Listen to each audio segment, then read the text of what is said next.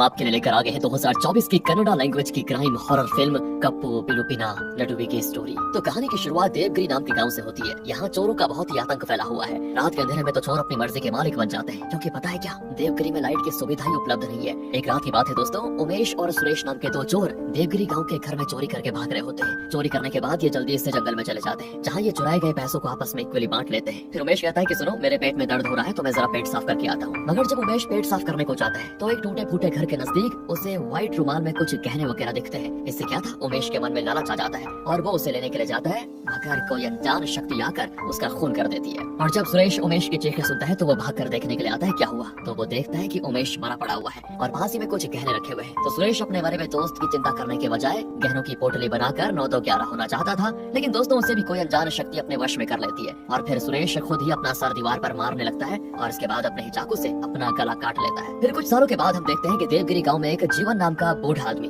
मुंह पे जोकर की तरह मेकअप करके गांव में नाटक दिखा रहा है। वो नाटक के जरिए ही अपने गांव की प्रॉब्लम को बता रहा होता है। वो कहता है कि हमारे गांव का नाम है देवगिरी, जिसका मतलब होता है हिल्स ऑफ गॉड। दिन में तो सच में ये किसी देवलोक से कम नहीं लगता। इतनी हरियाली है हमारे गांव में, सब कुछ कितना खूबसूरत है, मगर रात होते ही बुरी ताकतें अपना खेल दिखाने लगती है। और ये सब सिर्फ इसी वजह से होता है क्योंकि हमारे गाँव और मेन रोड को जोड़ने वाली ना तो सड़क है और ना ही स्ट्रीट लाइट्स, जिसकी वजह से सभी रात में आना जाना करने से डरते हैं। अगर स्कूल ट्यूशन से आने में किसी तरह से लेट हो जाती है तो बच्चे सेफली घर भी नहीं आ सकते। अगर प्रेग्नेंट वुमेन को लेबर पेन शुरू हो जाए तो वो टाइम पे हॉस्पिटल नहीं पहुंच सकती। अगर हमें अपने गांव का विकास करना है तो हमें एक अच्छी सड़क की सख्त जरूरत है। साथ ही रोड किनारे हमें स्ट्रीट लाइट्स भी चाहिए। इसलिए मैं आप सभी से विनती करता हूं कि गांव की भलाई के लिए मेरे साथ जुड़िए और आवाज उठाइए। मगर दोस्तों सारा नाटक देखने के बाद भी कोई भी जीवन के सपोर्ट में नहीं आता। सभी अपने अपने घर का रास्ता नाप लेते हैं, जिससे जीवन बहुत ही मायूस और उदास हो जाता है। फिर एक रात की बात है, दो लोग देर रात में बाइक से जा रहे होते हैं, मगर उनकी बाइक अचानक से देवगिरी गांव के नजदीक ही बंद पड़ जाती है और फिर उन्हें वही पैरानॉर्मल एक्टिविटी फील होने लगती है। उन्हें अपने अलावा किसी और की भी वहाँ पर मौजूदगी का एहसास होता है, जिससे ये अपना फोन निकाल कर वीडियो रिकॉर्ड करने लग जाते हैं।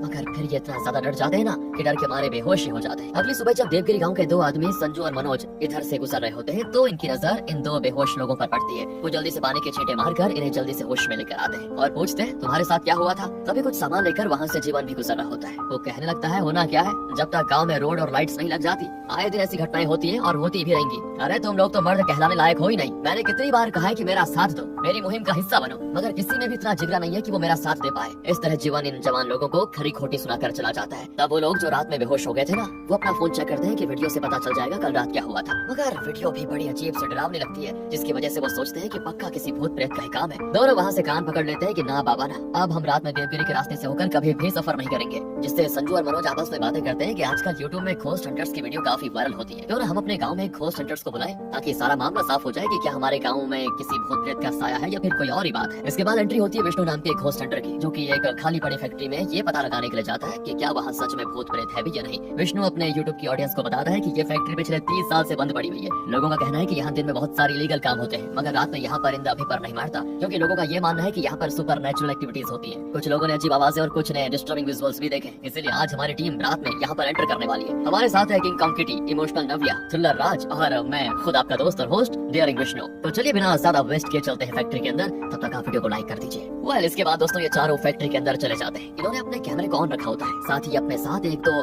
टॉर्च भी लेकर आए थे, क्योंकि इतने टाइम से फैक्ट्री बंद रहने की वजह से यहाँ पर बिजली नहीं थी। मगर हमारा जो किंग कॉन्ग किटी है ना दोस्तों, वो काफी मोटा है, इसलिए वो इलेक्ट्रिसिटी को बहुत ही मिस करता है कि अगर यहाँ लाइट्स वगैरह होती तो मैं थोड़ा पंखे की हवा खा लेता, क्योंकि उसे तो अभी से पसीना आना शुरू हो गया है। अब हम देखते हैं कि ये लोग एक बड़े से हॉल में पहुंच गए हैं और बाहर तेज बारिश भी होने लग गई है। वहीं हमारा डेयरिंग विष्णु डॉजिंग रॉड के बारे में अपने ऑडियंस को बता रहा होता है कि दोस्तों ये है डॉजिंग रॉड, अगर यहाँ कोई भूत वगैरह होगा तो ये डॉजिंग रॉड अंदर की ओर मूव करेगी और अगर यहाँ पर कुछ नहीं होगा तो ये बाहर की ओर मूव करेगी। इसके बाद विष्णु आगे कहता है कि अगर यहाँ पे कोई प्रेत आत्मा है तो वो मुझे इस डॉजिंग रॉड की मदद से सिग्नल दो। दोस्तों भूत इतना आज्ञाकारी होता है ना कि इनकी बात मानकर रॉड को अंदर की ओर मूव कर देता है, जिससे कि राज और किटी तो डर जाते हैं। तभी विष्णु उनसे कहता है कि तुम दोनों उस ओर जाओ, मैं नव्या के साथ इस ओर जाता हूँ, हमें इस फैक्ट्री के ज्यादा से ज्यादा फुटेज चाहिए होंगे। लेकिन दोस्तों इसी बीच किटी की तो और भी हालत खराब हो जाती है, मगर जिस काम के लिए यहाँ पर आए हैं वो तो करना ही पड़ेगा, चाहे फिर कितना भी डर क्यों न लग जाए। साथ ही ये लोग एक कैमरा हॉल रूम में छोड़ देते हैं और वहाँ पर हम कुछ परछाई सा कैप्चर होते हुए भी देखते हैं। कुछ देर के बाद विष्णु को भी अपने कैमरे में काली परछाई दिखती है। राज को भी कोई 1 सेकंड के लिए क्रॉस करते हुए दिखता है। वो तो उस परछाई के पीछे भागने लगता है, मगर तभी किटी के पास वाले रूम का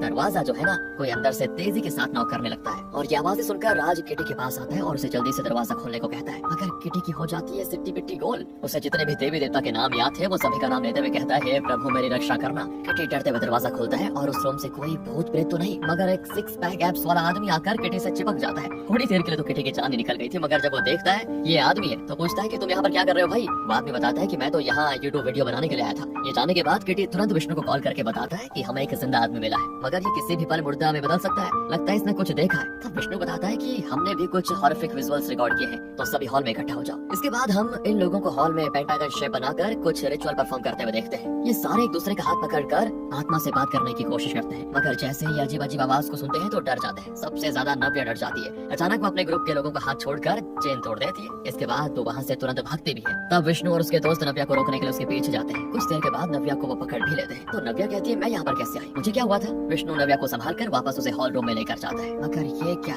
यहाँ तो इन्हें पेंटागन डायग्राम में कुछ अजीब सी आकृति दिखती है जिसे छिपकर ये रिकॉर्ड करते हैं। और फिर फैक्ट्री से निकलने के बाद विष्णु अपने व्यूअर से कहता है कि हमने यहाँ 6 से 8 घंटे की वीडियो रिकॉर्ड करी है और हमें बहुत सारे ऐसे सबूत मिले हैं जिससे साबित होता है कि ये फैक्ट्री हॉन्टेड है। विष्णु की वीडियो एक इंस्पेक्टर देखते हैं और विष्णु और उसकी टीम के लोग भी काफी खुश थे क्योंकि उस वीडियो पर 2 मिलियन से भी ज्यादा व्यूज आ चुके थे और 50 के से भी ज्यादा लाइक्स, जिससे किटी जिसकी फैक्ट्री में डर के मारे हालत खराब हो गई थी वो फुल ऑन हवाबाजी कर रहा होता है कि देखा देखा हमारा वीडियो कितना वायरल हो गया है मेरी वजह से। दूसरी ओर नव्या न्यूज में देवगिरी की स्टोरी देखती है। नव्या की तरह न्यूज में और भी कई लोग देवगिरी की हॉन्टेड स्टोरी को देखते हैं और पहुंच जाते हैं वहाँ फोटो वीडियो बनाने के लिए। अगर रात में तो किसी के आने की हिम्मत नहीं थी वहाँ पर, लेकिन मनोज विष्णु से कांटेक्ट करता है और उसे अपने गांव में आने को कह देता है। तो विष्णु कहता है कि ठीक है, 1 हफ्ते के अंदर हम तुम्हारे गांव जरूर आएंगे। न्यूज में तुम्हारे गांव के बारे में बहुत बातें चल रही है वैसे भी। अब यहाँ पर हम जीवन काका को देखते हैं। पंचायत ऑफिस के बाहर वो धरना दिए हुए, उन्होंने अपनी आवाज रिकॉर्ड करके टेप रिकॉर्डर में डाल दी थी। पंचायत का एक कर्मचारी आता है बाहर और वो जीवन काका से कहता है, क्या काका आप भी, आपके गाँव के लोग तो आपको सपोर्ट करते नहीं है, इसलिए आप पुतले लेकर यहाँ पर धरना देने आ जाते हो, कब तक कीजिएगा ये सब बताओ।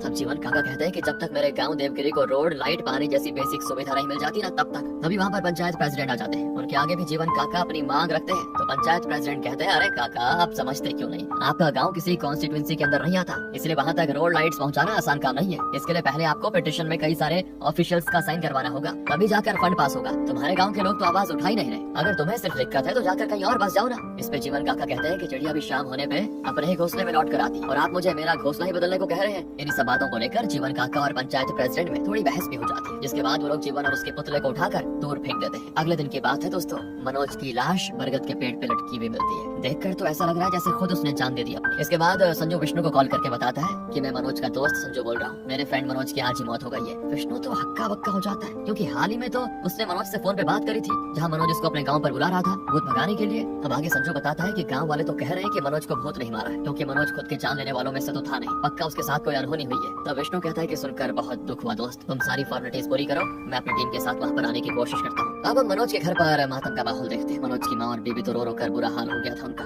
जब पुलिस वालों को इस घटना के बारे में पता चलता है ना तो वो 2 कांस्टेबल भेजते हैं घर में। कांस्टेबल आकर कहते हैं कि गाँव में ऐसा हादसा हुआ है और आप लोगों ने पुलिस कंप्लेंट तक नहीं की, आखिर पता कैसे चलेगा कि ये खुदकुशी का मामला है या फिर किसी ने खून किया है। तब गाँव वाले कहने लगते हैं कि पुलिस इस गाँव में अलाउड नहीं है, ये हमारा मामला है, हम समझ लेंगे। तो वो कांस्टेबल भी सारी बातें जाकर इंस्पेक्टर को बता देता है। अगले दिन की बात है, विष्णु और उसकी टीम पूरे जोश के साथ देवगिरी के लिए निकलते हैं। देवगिरी पहुंचने में अभी कुछ किलोमीटर बाकी थे कि किटी एक बूढ़े आदमी का छोटा सा एक्सीडेंट कर देता है अपनी कार से। अंधेरा भी होने लगा था, ऊपर से जो लोकल्स थे वो इन्हें जाने नहीं दे रहे होते। तो राज फैसला करता है कि मैं इस बूढ़े आदमी को हॉस्पिटल लेकर जाता हूँ और तुम लोग देवगिरी जाओ क्योंकि वहाँ संजू हम सबका वेट कर रहा है। विष्णु को राज की बात सही लगती और वो उसकी बात मानकर नव्या और किटी को लेकर देवगिरी के लिए निकल जाता है। कुछ देर के बाद सूरज पूरी तरह से डूब जाता है और चांद निकल चुका था, मगर अभी तक देवगिरी नहीं आया। ऊपर से जब विष्णु संजू को कॉल करता है डायरेक्शन के लिए कि कहाँ कहाँ आना है तो कॉल भी नहीं लग रहा होता है, इसीलिए ये लोग कच्ची सड़क पे अपना अंदाजा लगाकर आगे बढ़ रहे होते हैं। मगर कुछ देर के बाद इन्हें संजू की कॉल आती है और वो बताता है कि मैं भी कब से आपको फोन करने की कोशिश कर रहा था मगर यहाँ थोड़ा नेटवर्क प्रॉब्लम होने की वजह से फोन नहीं लग रहा था। फिर वो विष्णु को बताता है आपको एक शिव मंदिर दिखेगा,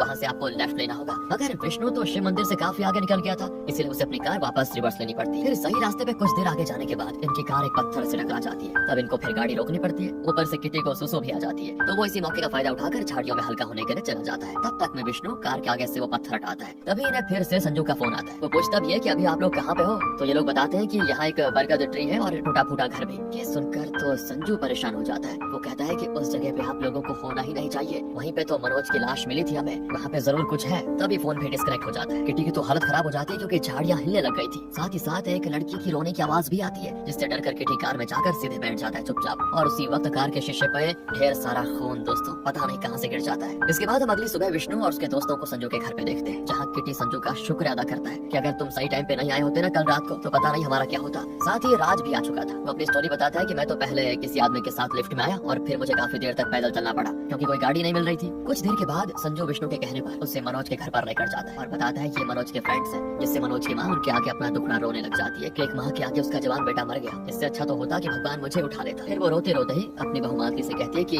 जरा इनके लिए चाय लेते आओ बेटा। इधर जब बातों ही बातों में मनोज की माँ को पता चलता है ना कि ये वही लोग हैं जो कि घोस्ट हंटिंग के लिए आए हुए हैं, तो आंटी जी आग बबूला हो जाती है। दरअसल दोस्तों उनको ये लग रहा होता है कि मनोज ने भूत के खिलाफ जाकर विष्णु के दोस्तों को यहाँ आने का इन्विटेशन दिया, इसीलिए भूत ने उसकी जान ले ली। आंटी जी इनको बहुत ही बुरा भला कहते हुए अपने घर से निकल जाने को कह देती है। तभी अंदर से मालती की चीखने की आवाज आती है और जब ये लोग अंदर देखते हैं तो मालती बड़ी डरी भी होती है और पास ही में लाल लाल कुछ लिक्विड जैसा भी गिरा होता है जो दिखने में खून सा लगता है। मालती कहती है मैं तो छाछ बना रही थी, पता नहीं कैसे छाछ खून में बदल गया। ये देखकर उसकी सांस उसको संभालती है। साथ ही विष्णु के दोस्तों से कह देती है तुम लोग इस गाँव से चले जाओ वरना हमारे गाँव में पता नहीं क्या क्या होगा। मगर विष्णु और उसकी टीम इतनी आसानी से हार तो नहीं मानने वाली।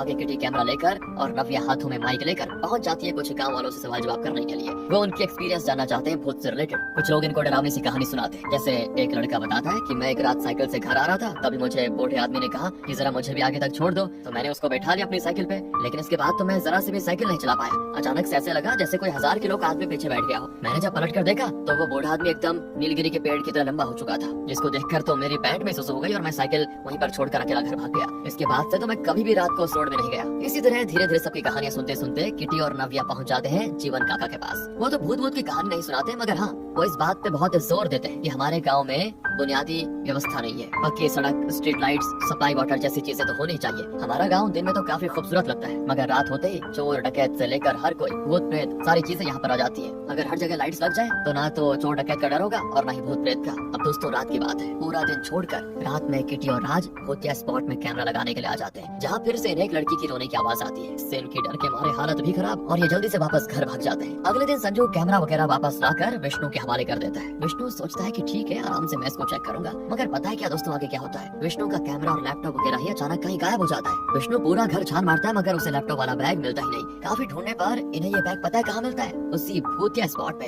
तो बरगद ट्री में वो लैपटॉप वाला बैग एक रस्सी से लटका होता है। उसे उतारने के बाद जैसे विष्णु बैग की चेन खोलता है तो अंदर से राख उड़ती भी बाहर आती है सीधे। किटी और नव्या तो डर जाते हैं, मगर विष्णु और राज को लगता है कि ये पक्का किसी इंसान का ही काम है, कोई है जो सच्चाई बाहर नहीं आने देना चाहता। इसलिए उसने जानबूझकर कैमरा और लैपटॉप को डैमेज कर दिया। कैमरा और लैपटॉप को ठीक करवाने के लिए विष्णु को पास ही के शहर जाना पड़ता है। जैसे वो रिपेयर करवा कर निकलता है तो उसकी नजर पड़ती है मालती पे। मालती कौन? अरे दोस्तों वही मनोज की वाइफ मालती। वो यहाँ किसी और मर्द के साथ घूम रही है, लेकिन घर पे तो वो ऐसे बिहेव कर रही थी जैसे वो अपनी पति की मौत से बहुत ही बड़े सदमे में हो। अब विष्णु मालती और उस आदमी की बाइक का पीछा करता है अपनी कार से। आगे वो क्या देखता है दोस्तों कि मालती और उसका आशिक एक टूटे फूटे से घर पे रुकते हैं, वहाँ वो रोमांस कर रहे होते हैं। इस नजारे का विष्णु अपने फोन में रिकॉर्ड भी कर लेता है। साथ ही वो आपस में ये भी बातें करते हैं कि कैसे हमने अपने रास्ते से मनोज को हटा दिया, और तब विष्णु उन्हें पकड़ लेता है। तो वो तो विष्णु का फोन छीन ही लेते हैं। विष्णु उन दोनों को मार पीट कर शांत कर देता है। उसके बाद उन्हें अपना गुनाह अच्छे से कन्फेस करने को कहता है। तो मालती बताती है कि मैं और संतोष बचपन से एक दूसरे से प्यार करते थे, मगर मेरे घर वालों ने मेरी शादी जबरदस्ती मनोज से करवा दी। शादी तो उन्होंने करवा दी, मगर मैं मनोज के साथ फैमिली शुरू नहीं करना चाहती थी, यानी बच्चे नहीं करना चाहती थी। साथ ही शादी के बाद भी मैं संतोष से छिप छिप कर मिला करती थी। हमें मिलने जुलने में काफी मुश्किलों का सामना करना पड़ता था। इसके बाद की स्टोरी पास्ट में शिफ्ट हो जाती है दोस्तों, और हम देखते हैं कि जब मनोज विष्णु को कॉल पे सारी बातें बताकर अपने गाँव आने के लिए इनवाइट कर रहा था, तब मालती भी उसकी सारी बातें सुन रही थी। और तभी उसके दिमाग में एक आइडिया आया, जिसे फिर उसने संतोष को जाकर सुनाया। मालती कहने लगी कि यही अच्छा मौका है मनोज को अपने रास्ते से हटाने का। सबको लगेगा कि मनोज ने आत्मा का पर्दाफाश करने के लिए घोस्ट हंटर्स को बुलाया, इसीलिए आत्माओं ने मनोज को साफ कर दिया। तब संतोष को भी मालती का यह आइडिया पसंद आ जाता है। और फिर एक रात की बात है दोस्तों, मालती अपने पति से कहती है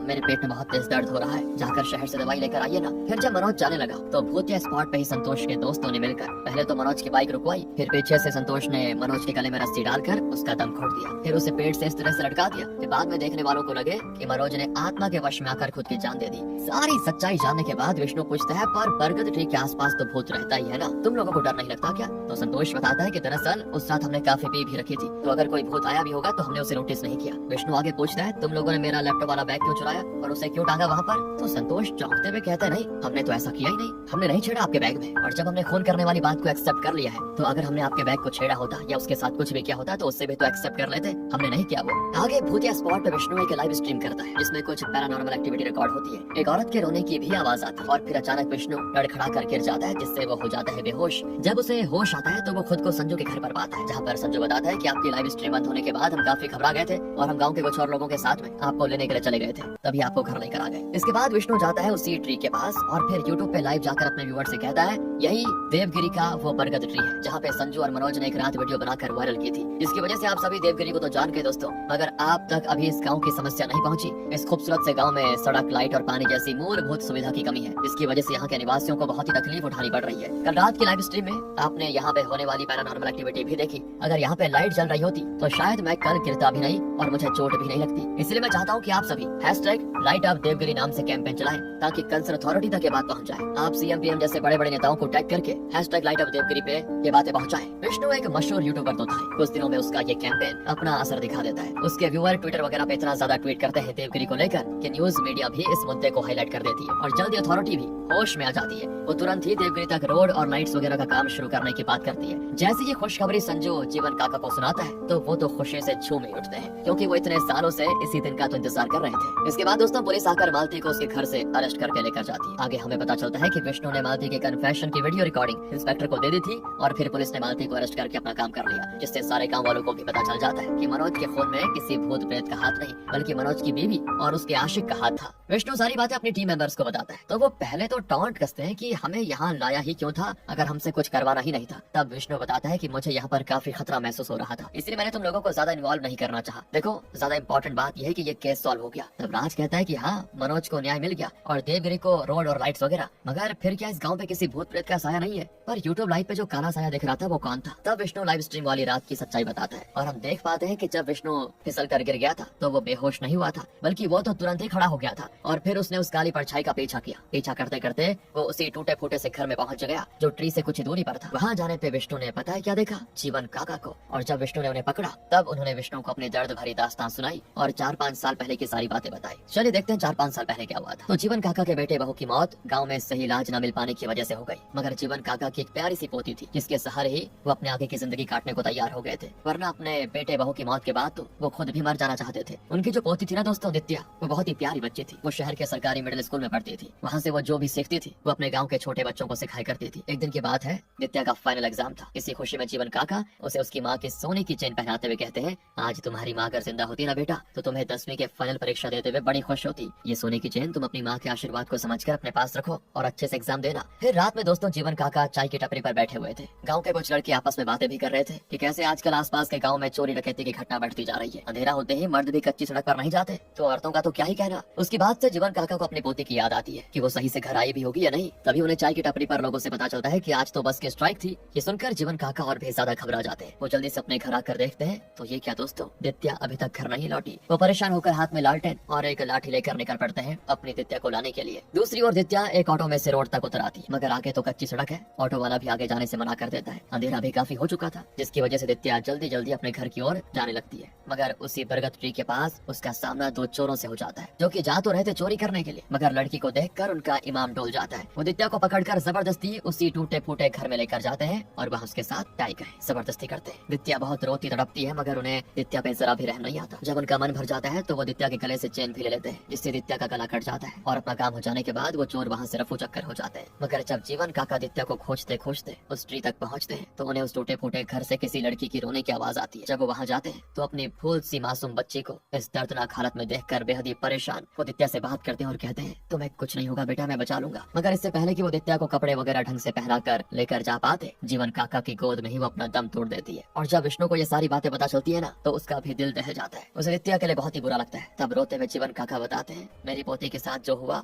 वो मैं पूरे गाँव वालों को नहीं बता सकता था। मैं मरने के बाद नित्या का नाम भी नहीं खराब करना चाहता था, मगर मैं ये भी नहीं चाहता था कि जो नित्या के साथ हुआ वो किसी और के साथ हो। इसीलिए मैंने गाँव में भूतों का आतंक फैलाया, जिसकी वजह से देखो अब चोरी की घटना भी ना के बराबर हो गई है। अब चोर भी इधर आने से डरते हैं। साथ ही मेरी बस यही कोशिश थी कि कम से कम भूत प्रेत के डर से ही लोग मेरे सपोर्ट में आए तो आए, कम से कम गांव में पक्की सड़क और लाइट्स आ जाए तो भला हो जाएगा। उनके विचार बहुत ही अच्छे थे दोस्तों, विष्णु जीवन काका की बातों को और उनकी कोशिश को बहुत ही अच्छे से समझता है, मगर तभी विष्णु को ढूंढते हुए संजू और उसके साथी आ जाते हैं। तो वो वापस जाकर वहाँ पर बेहोश होने का नाटक करता है, जिससे किसी को भी जीवन के राज के बारे में पता नहीं चलता। तब विष्णु के दोस्त कहते हैं, मतलब इस गाँव में सच में कोई भूत प्रेत नहीं है, यहाँ तो सिर्फ इंसानों ने ही आतंक मचाया हुआ था और बेकार में भूत प्रेत को बदनाम किया हुआ था। बताओ। विष्णु अपने दोस्तों के साथ वापस बेंगलोर चला जाता है। इसके बाद फिर एक दिन वो ऐसे ही देवगिरी की वीडियोस देखता है और उसे उसमें दित्या की भूत दिख जाती है, जिसे देखकर विष्णु को सारी बातें अब समझ में आती है कि इंसानों के साथ साथ देवगिरी में सच में भूत थी। दित्या की आत्मा ने ही उन चोरों को मारकर अपने साथ हुए उस गलत काम का बदला लिया था। वहीं जो लड़की की रोने की आवाज आती थी वो दित्या की आत्मा की थी, मगर दित्या ने सिवाय उन चोरों को मारने के अलावा कभी किसी और को कोई नुकसान नहीं पहुंचाया। इसी के साथ दोस्तों ये मूवी यहाँ पर खत्म हो जाती है।